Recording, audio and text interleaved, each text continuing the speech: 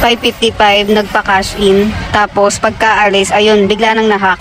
Bigla nang kukuhain lahat ng laman ng GCash mo nang wala pang isang minuto. Kung ayaw mong mangyari sa'yo to at maubos lahat ng laman ng GCash mo, panoorin mo to hanggang dulo at maiwasan mo ang ganitong modus. Yung may mga tindahan or mini grocery na merong GCash, cash in, cash out, yung po ang pinaka-target nila. Unang gagawin yan, may isang tao na magpapa-cash in yan sa iyo para malaman o makuha nila kung ano yung GCash number na gamit mo sa pag-cash in, cash out sa iyong tindahan. May mga kasabot yan. May unang lalaki na pupunta sa iyo para magpa-cash in. Itong unang lalaki nagpa-cash in yan, 1,000. Pero sinabi ng tagabantay namin ay wala daw siyang barya. Kaya umalis muna siya. Ayan, kita sa CCTV na mag-isa lang siya at wala siyang kasama. After ilang minuto, bumalik siya. At ayan, kasama na niya yung kasabot niyang nakaitim.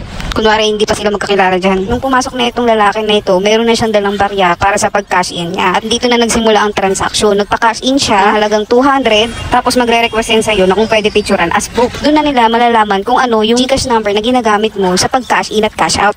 Ganito siya. Sa taas, ayun yung number na ginamit mo pang GCash. Tapos sa baba, ayun naman yung number niyan na pinagpasahan mo ng GCash. Dito pa lang, nakita na niya kung ano yung GCash number mo. At ayan, habang nagtatransact dyan, itong lalaki. Itong kasabot niyang isang lalaki na kulay itim ay kunwaring maglalakad pa. Tapos, magtatanong pa yan dyan kung nasan daw yung cash in. O diba, ang galing? Kunwari, baguhan lang siya at wala siyang alam. Nung pumunta nga siya sa tindahan, hindi nga siya kagad pumasok. Siguro, tinitimbrehan na niya yung kasamahan niya. Yan, bumili na muna siya. Tapos, mamaya-maya, lumabas na rin yung kasamahan niya.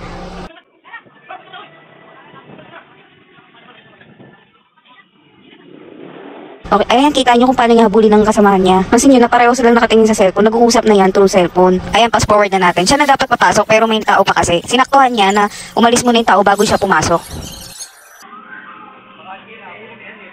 Kaya dito na magsisimula yung kanilang modus. Yung nagpa-cash in na at pipicturean na, nagtataka na yung tagabantay namin, ang tagal mag-picture. Yung pala, may inaantay na siyang OTP na magsisend dun sa GCash number mo. At pag nalaman na niya yung OTP, matik na yon na lahat ng laman ng GCash mo ay kukuhain na nila. Paano yon? Nung unang pumasok na customer na nagpa-cash in at inicturean na yung details, alam na niya yung GCash number mo. Nung lumabas na yan, papasok na siya sa online payment gamit ang GCash number mo.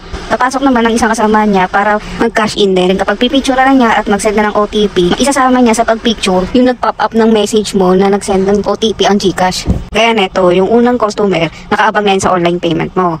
Ngayon, yung pangalawang customer magpapakash in sa'yo. So, pupunta ka sa Express Send, tapos i-type mo kung ano yung number niya. So, ayan, nag-type ka na ng number niya. Tapos, pagka-type mo na ng number niya, ilalagay mo lang kung magkano yung amount na pinapakash in niya. Any amount. Siyempre, kapag pagpasa na kayo ng amount, magre-request sa'yo na kung pwede picturean. Pero bago niya picturean, titimbrehan na niya yung kasamahan na niya na i-link na niya para mag-send na agad ang OTP. Ito ng ganyan, nag-pop up. Isasakto niya na pag nag-pop up na, nag-send na ng GCash ng OTP, pipicturean na niya yan. At ayan, nakuha na niya ang yung OTP nang hindi mo namamalayan. After niya mapicturean, ipapasa niya yan agad sa kasamahan niya para ma-input agad ng OTP sa online payment na ginawa ng kanyang kasamahan. Wala pang isang minuto, lahat ng laman mo sa GCash mo ay nakuha na. Magugulat ka na lang sa transaction history mo na may online payment ka na ng TWEC kahit wala ka namang ginawa. So, mag-iingat tayo sa mga ganitong modus. Lalo na dito sa dalawang lalaki na ito. Kaya mas mabuti na yung mga messenger nyo, message nyo, i-do not allow nyo na po sa notification. At mas maganda na kapag gusto nilang picturean, mas maganda kayo na yung magpipicture para sure na yung kukuhaan nilang picture, yun lang talaga yung details. Or kaya, ibigay nyo na lang kung ano yung reference number lang. Sana nakatulong itong video at pakishare na rin po para maging aware sila sa mga ganitong modus at maiwasan.